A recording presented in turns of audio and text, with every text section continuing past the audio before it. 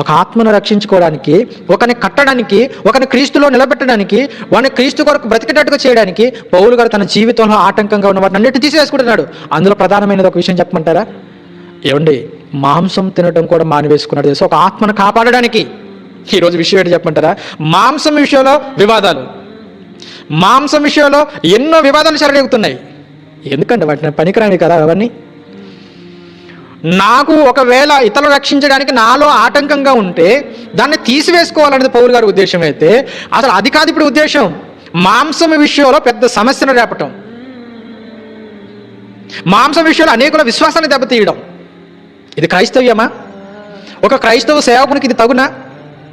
ఇతరులకు ఆటంకంగా ఉందనుకున్నప్పుడు మాంసమే తినలేను నేను అని మానేసుకున్నాడు.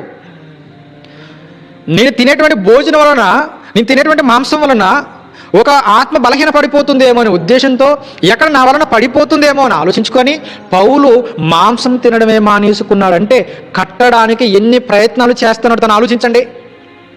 పడగొట్టేవాడు అన్ని సమస్యలే తీసుకొస్తాడు.